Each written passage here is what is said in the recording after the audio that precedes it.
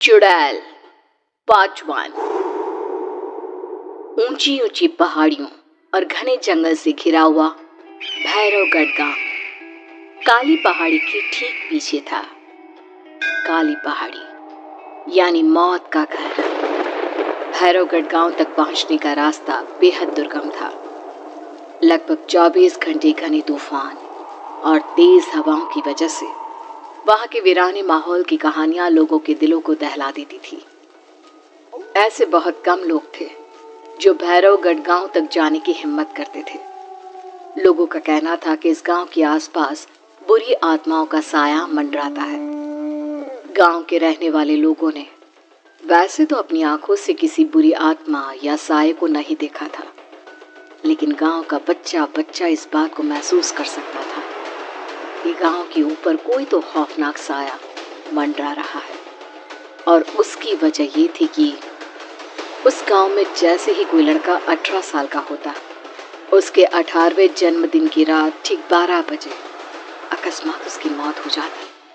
हर बार ये मौतें बड़े ही रहस्यमयी ढंग से होती और इस बार सरपंच सुमेर के बेटे को 18 साल होने में अब बस 15 दिन बाकी थे। अजी सुनते हैं, हमारा बेटा भी कुछ दिन बाद 18 साल का हो जाएगा। कहीं वो डायन उसे भी खा गई तो?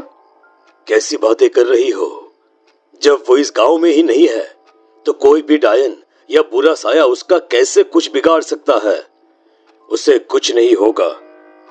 हाँ जानती हूँ, आपने उसे पढ़ाई के बहाने इस गांव से बाहर निकाल शहर भेज दिया है, लेकिन ये भी तो सच है ना कि वो बार बार यहाँ आने की जिद करता रहता है। वो चाहे कितनी भी जिद कर ले जानकी, पर मैं उसे इस गांव में कभी वापस नहीं आने दूंगा। मैं नहीं चाहता कि गांव के दूसरे लड़कों की तरह मेरे बेटे की भी अजीबोगरीब ढंग से मौत हो जाए। कभी कभी तो लगता है कि हम सब गांव वालों को हिम्मत करके अपने गांव को इस बुरी आत्मा से छुड़वा लेना चाहिए। लेकिन कौन जानता है आखिर वो खतरनाक साया किसका है? वो काली आत्मा कौन है जो रातों रात हमारे गांव के लड़कों को निगल जाती है? सुमेर और जानकी जब ये सारी बातें कर रहे थे तब रात के लगभग 10 बज चुके थे और हर रात की तरह भैरवगढ़ गांव एक भयानक काले तूफान की आगोश में था। बाहर चल रही तेज हवाएं और बारिश के बीच कभी कभी ऐसा लगता जैसे कोई बुरी तरह से चीख रहा है। किसी के तड़पने और चीखने की आवाजें गांव के कानों में बार बार टकराती, पर वहां रहने वाले किसी भी औरत या आदमी के अंदर इतना साहस नहीं था कि वो अपने घर से बाहर कदम रख के उन आवाजों तक पहुंच सके। सो जाओ जानकी और घर के खिड़की दरवाजे कसकर बंद कर दो। अब जानकी सब खिड़कियां ठीक से बंद करने ही लगती है कि तभी उसे अपने घर के दरवाजे पर जोर जोर से खटखटाने की आवाजें सुनाई देती है। इन आवाजों को सुनकर जानकी और सुमेर के चेहरे डर से पीले और हाथ पैर ठंडे पड़ जाते हैं। जानकी, जानकी, इतनी रात कौन होगा? पता नहीं, ऐसा लग रहा है कोई बुरी तरह से दरवाजा खटखटा रहा है। अरे हाँ, पर किसी की आवाज भी तो नहीं आ रही। क्या करूं? दरवाजा खोल लूं या नहीं? कहीं ऐसा ना हो कि किसी को हमारी मदद की जरूरत हो।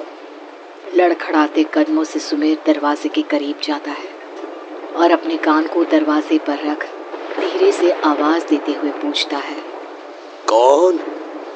कौन है? कौन है वहां? तभी एक बेहद डराने वाली आवाज उसके कानों से टकराती है, दरवाजा खोलो, दरवाजा खोलो, वरना आज की रात इस गांव में कोई जिंदा नहीं बचेगा। मैं जानती हूँ तुम्हारा बेटा 18 साल का होने वाला है। अगर उसकी जान की जरा भी परवाह है तो दरवाजा खोल दो। इस आवाज को सुनते ही सुमेर घबरा कर पीछे हट जाता है और जानकी को पूरी बात बताता है। कहीं वो डायन हमारे घर तक तो नहीं पहुंच गई? अब हम क्या करेंगे? मुझे दरवाजा खोलना ही होगा जानकी। मेरे पास अब कोई रास्ता नहीं है। इतना कहकर सुमेर डर से अपनी दोनों आंखें कसकर बंद करता है और कांपते हाथों के साथ झटके से दरवाजा खोल देता है। तभी किसी के जोर से हंसने की आवाज सुमेर और जानकी को सुनाई देती है। उस आवाज को सुन दोनों दरवाजे की तरफ देखते हैं और सामने अपने बेटे राहुल को खड़ा देख दंग रह जाते हैं। राहुल के हाथ में उसका मोबाइल होता है जिसमें से वो आवाज बज रही थी। ये क्या मजाक है? और तू यहाँ, तुझे मना किया था ना गांव में आने को, समझ में नहीं आता क्या? 18 साल का होने वाला है तू। माँ, आप लोग भी पता नहीं किन अंधविश्वास भरी बातों पर भरोसा करते हैं। क्या क्या मैं अपने घर नहीं आ सकता? आप लोगों से नहीं मिल सकता? देख बेटा, हमने तुझे किसी वजह से ही इस गांव से दूर रखा था और यहाँ आकर तूने अच्छा नहीं किया। चल चल चल, मैं तुझे अभी के अभी वापस शहर छोड़कर आता हूँ। ओफो पापा, आप बेकार की बातों से परेशान हो रहे हैं। बाहर इतना तेज अंधड़ तूफान चल रहा है, कहीं जाने की जरूरत नहीं है। मैं बस आप लोगों से मिलने आया हूँ, कुछ दिन रहकर चला जाऊंगा। दिमाग खराब हो गया है इस लड़के का, नहीं जानता कि इस गांव में ये सुरक्षित नहीं है। किसने कहा था तुझे यहाँ आने को? ये आवाजें सुन, बाहर से जो आवाजें आ रही है तुझे सुनाई नहीं देती क्या? अरे माँ, जब जोर से तूफान चलता है, तेज हवाएं चलती हैं, तो इसी तरह की आवाजें आती हैं। ये बहुत नॉर्मल है माँ। नॉर्मल होगी तेरे लिए बेटा। 4 दिन शहर में पढ़कर आया है तो अपने माँ बाप की बात नहीं मान सकता। माँ, मुझे अभी बहुत जोरों से भूख लगी है, पहले कुछ खिला दो, और रात भी बहुत हो गई है। हम इस बारे में कल बात करते हैं, ठीक है? राहुल के वापस आ जाने से जानकी और सुमेर की आंखों की नींद उड़ गई थी। खाना खाने के बाद राहुल तो अपने बिस्तर पर जाकर सो गया, लेकिन जानकी और सुमेर पूरी रात उसके कमरे के बाहर पहरेदारी करते रहे। उन्हें पल पल इसी बात का डर था कि कहीं उनके बेटे को कुछ हो ना जाए। रात बीतती है, सुबह का सूरज निकलता है। अब जैसे ही वो राहुल को नींद से जागते देखते हैं तो उन दोनों के दिल को सुकून मिलता है। अरे माँ, पापा, आप अभी तक यहीं बैठे हैं क्या? पूरी रात सोए नहीं? जिनकी जवान बेटी की जान को खतरा हो, उन माँ बाप को नींद नहीं आती बेटा। बेटा, अब तो वापस शहर चला जा। देखो माँ, मैं किसी जरूरी काम से इस गांव में आया हूँ, और वो काम पूरा होने के बाद मैं खुद यहाँ से चला जाऊंगा। काम? गांव में तेरा क्या काम है?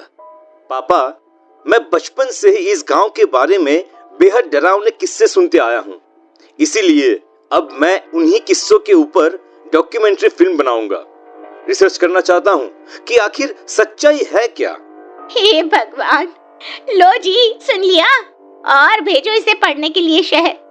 मैंने आपसे पहले ही कहा था, मेरी बहन के पास दूसरे गांव भेज दो। ना ये शहर जाता और ना उल जुलूल की बात इसके दिमाग में आती। जानकी और सुमेर राहुल को समझाने की बहुत कोशिश करते हैं, पर वो किसी की बात नहीं सुनता और अपना कैमरा लेकर गांव के पास वाली काली पहाड़ी की तरफ निकल जाता है। अब राहुल जैसे ही काली पहाड़ी पर पहुंचता है, उसकी नजर पहाड़ी के ठीक बीचों बीच बनी एक पुरानी झोपड़ी पर पड़ती है। यहाँ भी कोई रहता है क्या? ये इंटरेस्टिंग होगा। राहुल की आवाज पहाड़ों से टकराकर उसके कानों में सुनाई दे रही थी। उसने चारों तरफ का नजारा देखकर वहां की तस्वीरें अपने कैमरे में उतारना शुरू कर दिया। तभी अचानक राहुल ने अपने कैमरे में खींची हुई तस्वीर को जूम करके देखा, और उसमें उसे जो नजर आया वो देखकर राहुल के होश उड़ गए। क्या सचमुच उस गांव के ऊपर किसी बुरी आत्मा का साया था? क्या राहुल की जान बच पाएगी? क्या देखा था राहुल ने उस फोटो में जिसे देखकर वो दंग रह गया? इन सवालों के जवाब जानने के लिए देखिए इस कहानी का अगला भाग।